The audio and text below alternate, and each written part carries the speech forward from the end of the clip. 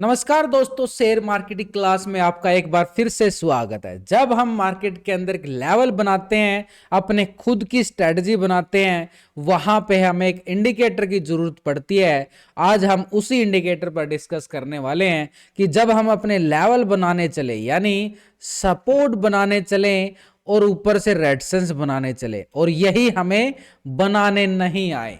अगर ये बनाने नहीं आए तो वो इंडिकेटर हमें बताएगा कि यहां पे सपोर्ट है और यहां पे रेजिस्टेंस बनता हुआ नजर आ रहा है। यानी मार्केट एक मूविंग एवरेज के अकॉर्डिंग चलता है, मार्केट डाउ थ्योरी के अकॉर्डिंग चलता है। मार्केट ऊपर जाएगा तो मूविंग एवरेज जो है उसके साथ साथ चलती हुई नजर आती है। हालांकि कुछ दोस्तों को ये टॉपिक पता भी होगा, लेकिन कुछ इंटरेस्टिंग पॉइंट हैं उनको आपने इग्नोर नहीं करना, जो आज अभी इस क्लास के अंदर मैं आपको बताने वाला हूं।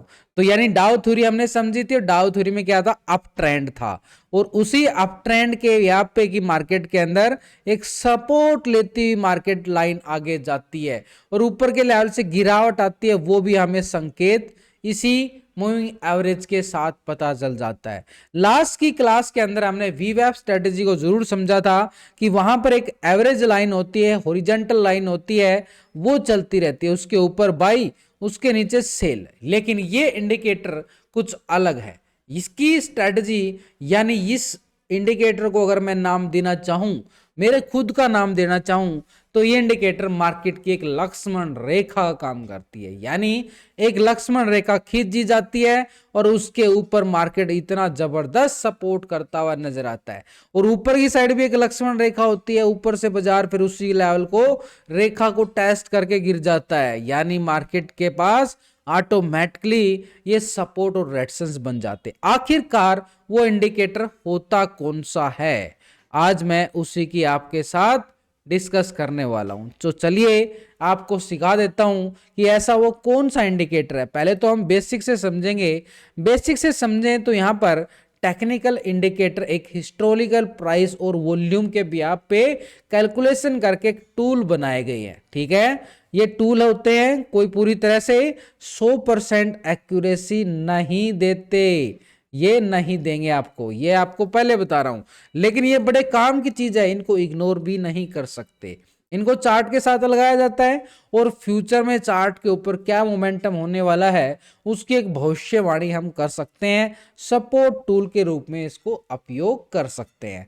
ये एक लैगिंग इंडिकेटर होते हैं, यानी प्राइस आगे आगे चलेगा और चार्ट प्राइस पे यहाँ पे ये इंडिकेटर पीछे पीछे चलता है। बैकअप बैकअप, यानी पूरी तरह से मार्केट के अंदर सपोर्ट का काम करते हैं।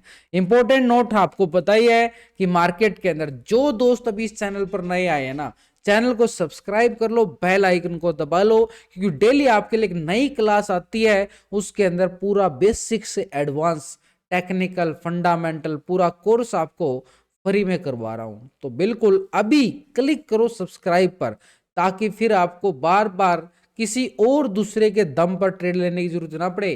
खुद के दम पर सीखोगे, ट्रेड ले पाओगे, पैसा कमाओगे।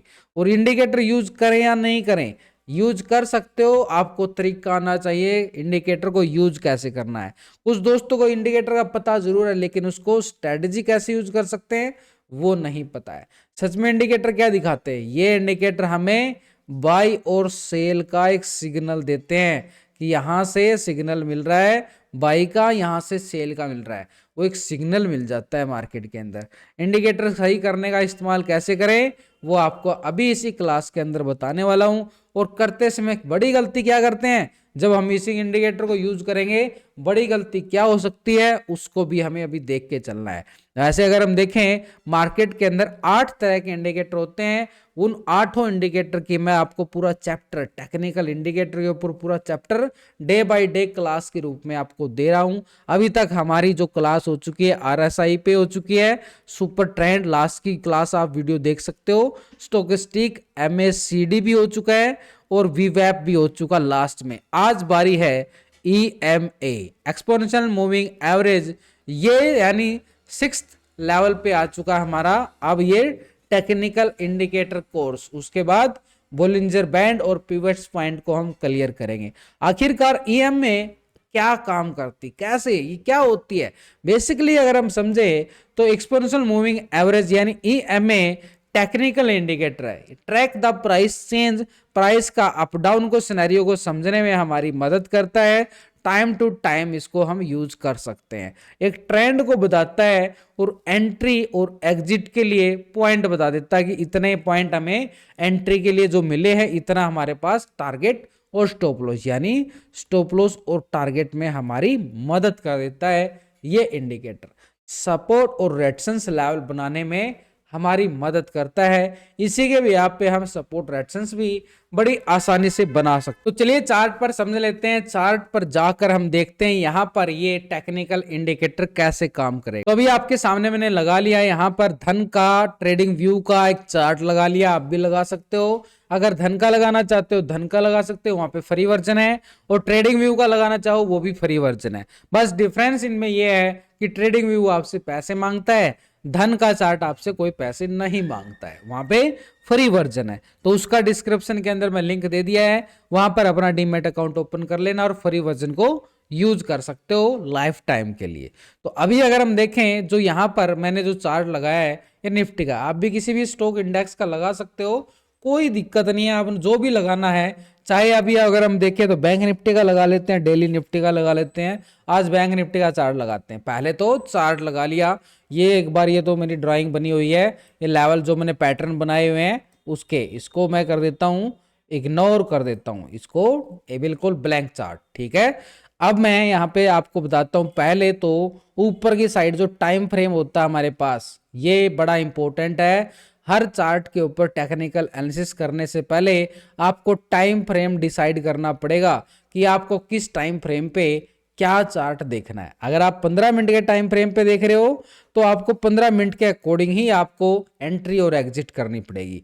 अगर आप डेली टाइम फ्रेम पे देख रहे हो तो डेली टाइम फ्रेम के अकॉर्डिंग, वीकली है तो वीकली और मंथली है तो मंथली। यानी टाइम फ्रेम में यहां गलती मत करना, उसके ऊपर पूरी क्लास आएगी वो कैसे करना है। चलिए पहले तो अभी हम देखते हैं यहां पर इस इंडिकेटर को। अभी हमने क्या किया है, डेली टाइम फ्रेम है, ठीक है। बैंक निफ्टी का आज हमने चार्ट लगा लिया है। इसी के साथ अगर हम देखें ऊपर की तरफ ये कैंडल आती है, इनसे आगे चलेगा इंडिकेटर का ऑप्शन। ये इंडिकेटर जो टॉप पे आ रहा है हमारे पास, ये इंडिकेटर आ रहा है, और इंडिकेटर के इसी को हम करेंगे क्लिक, और इंडिकेटर पे क्लिक करने के बाद हमारे सामने देखो ये बिल्कुल एक तरह से ईएमए का ऑप्शन आता है। ईएमए हम टाइप करेंगे और ये हमारे सामने आ जाता है, और इसको हम स्टार करके अपने चार्ट पर लगा लेते। तो ये चार्ट पर लग जाता है, और चार्ट पर लगने के बाद कहां पे लगेगा, यहाँ पे हमें लेफ्ट साइड में आपने देखना है टॉप पे, यहाँ पे ये हमारे सामने ईएमए आ जाता है। अब यहाँ पे आपको नंबरिंग भी शो हो रही होगी, तो अभी मैंने क्या किया हुआ है, हाइड है ये, इसको मैं करूंगा क्लिक, क्योंकि मैं यूज करता रहता हूं। कभी मैं ब्लैंक चार्ट को देखता हूं तो कभी मैं हाइड भी कर देता हूं उसको, इस इंडिकेटर को मैं मोस्टली यूज करता हूं इस मूविंग एवरेज इंडिकेटर को। कैसे यूज करता हूं, यहां पर ऐसे देखो बिल्कुल आ चुका है हमारे सामने। अब यहां पे आप देखो जैसे ये चार्ट के ऊपर लगा, यहां पर 4 लाइनें आ गई। ये 4 लाइनें यही है मार्केट की लक्ष्मण रेखा, ये मेरी भाषा में है लक्ष्मण रेखा बोलता हूं इनको मैं। ये टूट गई तो बाहरी गिरावट भी आ जाते हैं, नीचे की साइड टूटती है, ऊपर की साइड देती हैं तो मार्केट के अंदर बड़ी तेजी भी लेके आते हैं। तो ये एक तरह से लक्ष्मण रेखा काम क्या होता है, सपोर्ट करती है वो। तो अभी अगर हम देखें यहां पर ये हमारे पास आ रही है, देखो ये इतनी बड़ी गिरावट आई और इसी नीचे की लक्ष्मण रेखा से वापसी भी करता हुआ ऊपर की तरफ चला गया था, ठीक है। तो चलिए पहले तो इन लक्ष्मण रेखा की सेटिंग कैसे करते हैं, यानी इस मूविंग एवरेज की सेटिंग कैसे करती है, क्या होती है, कैसे होती है। देखो ये 4 तरह की मूविंग एवरेज होती है, ये 4 तरह की होती है। इसमें क्या होता है, एक गलती क्या करते हैं और हम समझने की गलती करते हैं यहां पर। सबसे बड़ी बात तो पहले तो देखोगे तो रेड कैंडल है एक, सॉरी यहां पे रेड लाइन है, उसके बाद ग्रीन है, ब्लू है, ब्लैक है, ये अलग अलग है, ठीक है। अब रेड का मीन्स है यहां पर जो मैंने सिलेक्ट किया वो आप भी कर सकते हो। इसकी सेटिंग में जाके हम इसकी सेटिंग में जाएंगे और सेटिंग में जाके हम देखें तो यहां पर स्टाइल, स्टाइल का मतलब पहला रेड, ग्रीन, ब्लू, ब्लैक।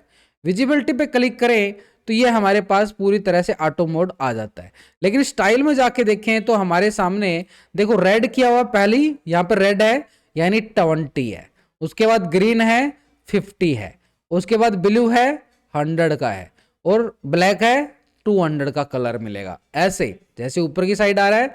यानी ये 4 तरह की मूविंग एवरेज हम यूज कर सकते हैं और इन्हीं की मदद से हम सपोर्ट रेजिस्टेंस भी हमारी में मदद हो जाती है। यानी हमें फिर लेवल बनाने में थोड़ी सी और आसानी हो जाती है जो सपोर्ट और रेजिस्टेंस की मदद से। ये एक स्ट्रेटेजी में भी काम आते हैं और वो स्ट्रेटेजी अगर आप इसके ऊपर बनाओगे ना, आपको बहुत अच्छे रिजल्ट मिलेंगे। तो ये कैसे मिलते हैं रिजल्ट वो भी बताऊंगा आपको, कैसे मैं इसी के व्याप पे भी ट्रेड ले लेता हूं।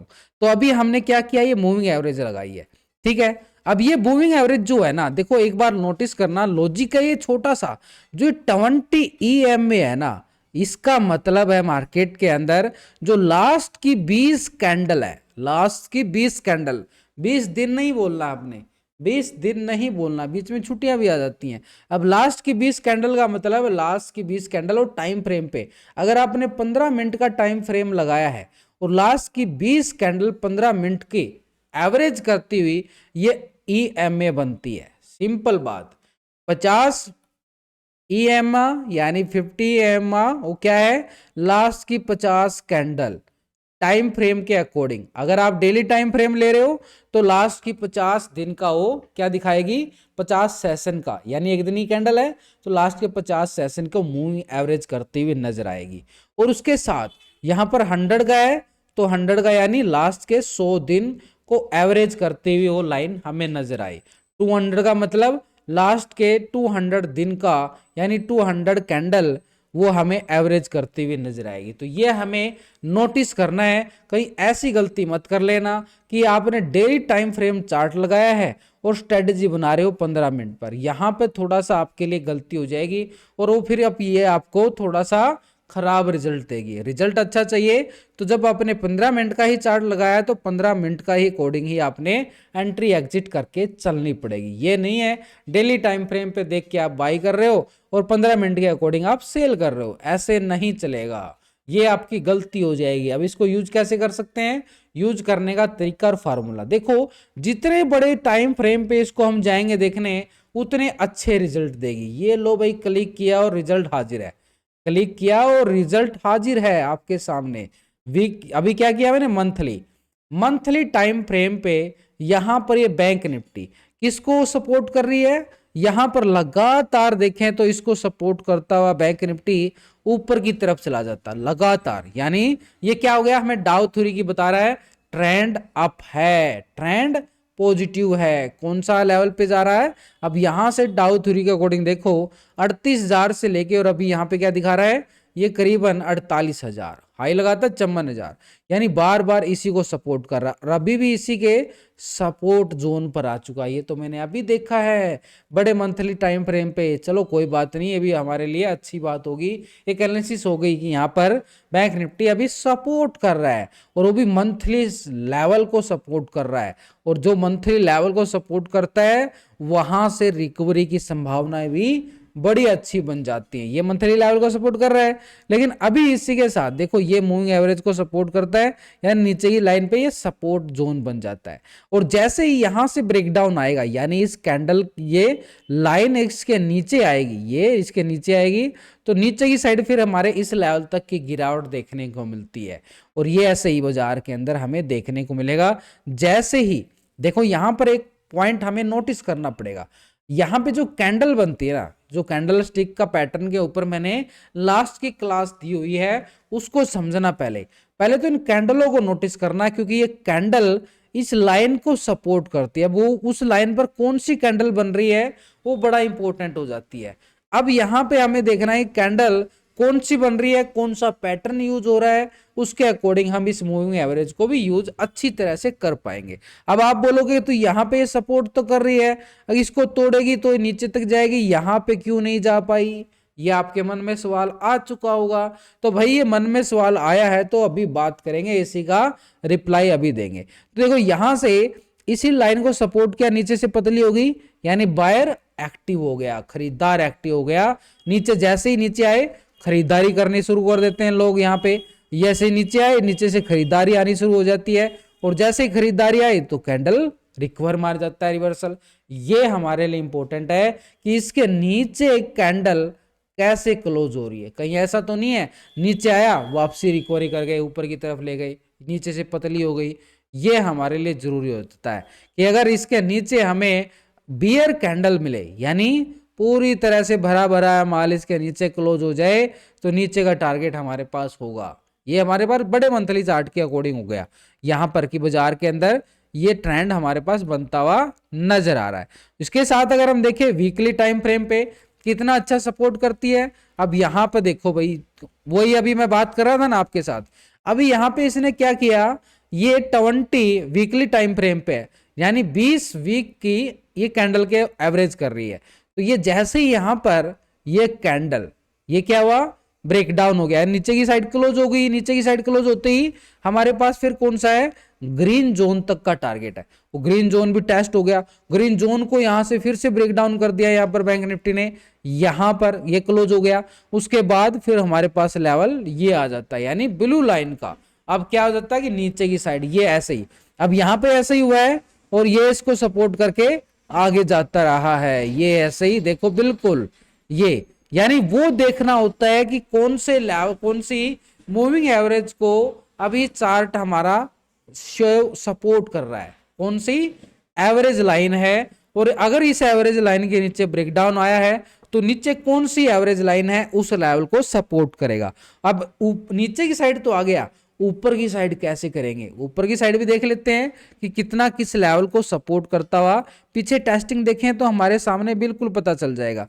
देखो यहाँ पे हम पीछे टेस्टिंग देखें तो इसको मार्केट ने यहाँ से सपोर्ट लिया, जैसे ही रिकवरी दिखाया और हमारे पास ऊपर की जो लाइन थी ना वहां तक का टारगेट सेट हो जाता है ऐसे। ये तो हो गया बड़े टाइम फ्रेम पे, लेकिन हमें क्या करना है, इंट्राडे करना है या शॉर्ट टर्म करना है, तो डेली टाइम फ्रेम पे भी जाके देखें तो हमारे सामने ये चार्ट कैसे दिखाई देगा। ये देखो बिल्कुल आपके सामने आ रहा है, यहां से नीचे गिरावट आई, नीचे की जो 100 की जाए 200 का ईएमआ था, 200 ईएमआ को सपोर्ट किया गया और उसी लेवल को सपोर्ट करके यहीं से वापसी किस लेवल तक की, पहले ब्लू लाइन तक की, उसके बाद बाजार के अंदर इस जोन तक आ जाता है। अब आप बोलोगे इसे तो ऊपर की तरफ तो जा रहा है, एवरेज लाइन से ऊपर जा रहा है, तो उसको क्या समझेंगे, ऊपर की तरफ जा रहा है तो यहां पर एक आप क्या बोल सकते हो कि आवर बोट जोन आ चुका है, यानी खरीदारी ज्यादा आ चुकी है। या फिर आपको क्या करना है, अगर इससे ऊपर भी चला जाए तो जो लेवल हम बनाते हैं मैनुअली, यानी ऊपर की साइड जो ड्रॉ लाइन करते हैं वो काम आ जाती है हमारे लिए ऊपर की साइड।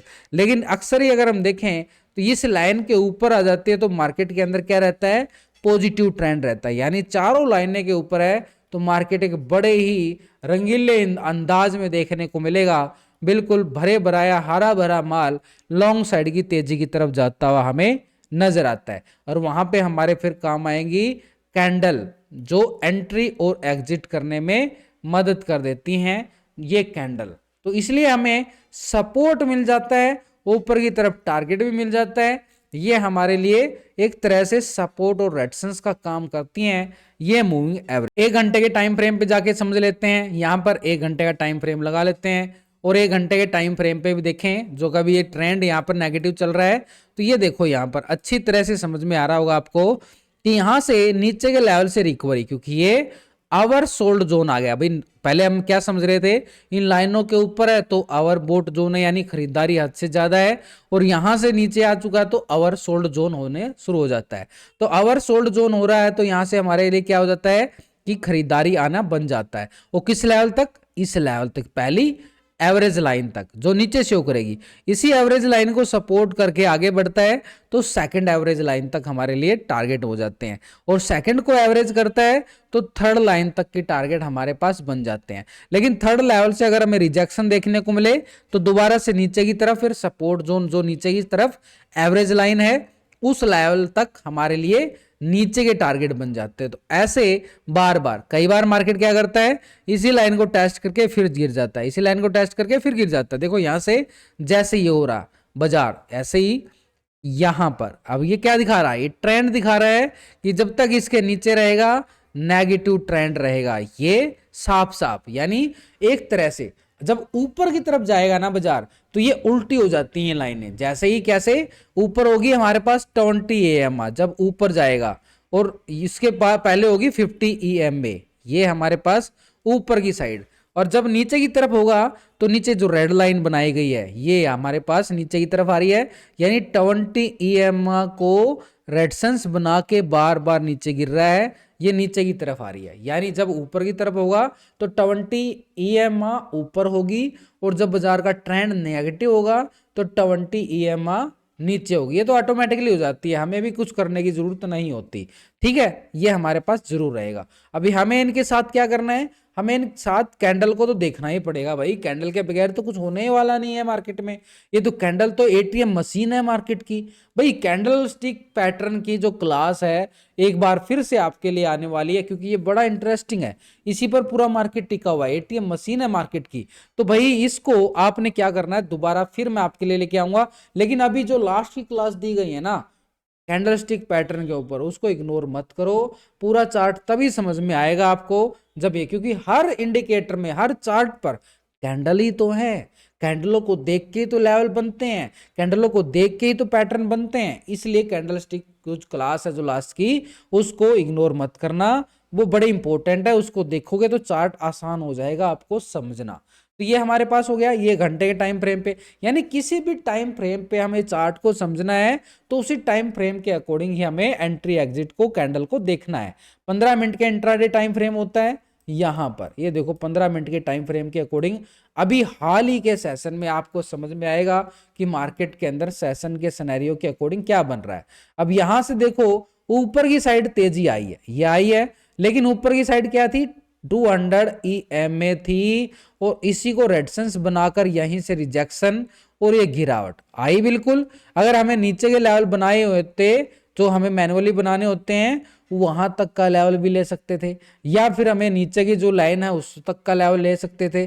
तो ऐसे हम इनका फायदा उठा सकते हैं। जैसे यहां पर ब्रेकआउट आया इसके ऊपर, यानी 20 EMA के ऊपर पहला टारगेट 50 तक का हो गया, उसके बाद ब्लू तक का हो गया, ऐसे उसके बाद रिटेस्ट भी करता है और फिर भी 20 को सपोर्ट कर रहा है, यहां पे 20 को सपोर्ट कर रहा है, और वापसी यहीं से रिकवरी करके 100 तक की स्कैल्पिंग हमें देता है। ये इंट्राडे टाइम फ्रेम पे हो गया, यानी किसी भी टाइम फ्रेम पे इसको यूज करो, कोई दिक्कत नहीं है। जैसे मैंने लास्ट की कुछ इंडिकेटर में बोला है, कभी इसको डेली पे यूज करना, इसको 5 मिनट 15 मिनट के लेवल पे यूज कर लेना, ये एक एवरेज लाइन है। इनको किसी भी टाइम फ्रेम पे आप यूज करना, आपको रिजल्ट अच्छे देगी, लेकिन उसके साथ कैंडल स्टिक पैटर्न को एडजस्ट करना पड़ेगा, जोड़ना पड़ेगा। ये खाली क्योंकि इसके क्या करती हैं, ये एवरेज लाइन है, तो एवरेज लाइन किसके साथ चलती हैं, ये कैंडलस्टिक के साथ चलती हैं, प्राइस एक्शन के साथ चलती है। तो इसलिए हमें इसको भी इंक्लूड करना पड़ता है। वो तो ऑटोमेटिकली भी हो जाता है, क्योंकि कैंडलों को देख के तो एवरेज लाइन करती आगे बढ़ती चलती रहती हैं। तो ऐसे हमें देखना है कि कैंडल कौन सी कहाँ पे कैसे बन रही है, किस एवरेज लाइन को वो सपोर्ट कर रही है, और किस एवरेज लाइन तक का हमारे पास रेजिस्टेंस यानी टारगेट। अब हमारे पास कोई लेवल है नीचे की साइड, वो हमारे पास क्या काम करता है, स्टॉप लॉस का, और ऊपर की साइड जो तक का टारगेट होता है वो हमारे पास रेजिस्टेंस का काम करता है। यानी स्टॉप लॉस के साथ टारगेट भी हमारे पास सीधे यहीं से पता चल जाते हैं कि यहां से अगर चला है ये स्टॉप लॉस रहेगा और यहां तक का टारगेट रहेगा, ये हमारे पास, यानी एंट्री एग्जिट करने में भी हमारे लिए मदद मिल गई, सपोर्ट रेजिस्टेंस बनाने में मदद मिल गई। ऐसे ही आपके लिए अलग अलग मैं आपके लिए टॉपिक लेके आता रहूंगा, क्योंकि मुझे आपका पूरा कोर्स करवाना है और फ्री में करवाना है, और फ्री में, क्योंकि खुद के दम पर ट्रेड लोगे तो मार्केट में फिर किसी की तरफ देखने की जरूरत नहीं पड़ेगी, और खुद के दम पर ट्रेड लोगे तो आप एक अच्छे वाला पैसा मार्केट से बना पाओ। तो आज की क्लास आपको कैसी लगी, वीडियो को लाइक शेयर जरूर कर देना, क्योंकि आपके लाइक शेयर से ही मेरा कॉन्फिडेंस बढ़ता है, और ऐसे ही मैं आपको डेली सिखाता रहूंगा बिल्कुल फ्री में। तो मेरी कोशिश रहेगी आपको अच्छी तरह से समझाऊं, बिल्कुल सिंपल भाषा से, ताकि सबको समझ में आए। अगर आपको आज की क्लास अच्छी लगी है तो लाइक भी, शेयर भी, और कमेंट में बताना कि आज की क्लास में आपको क्या समझ में आया और क्या नहीं समझ में आया, कितना अच्छी लगी है।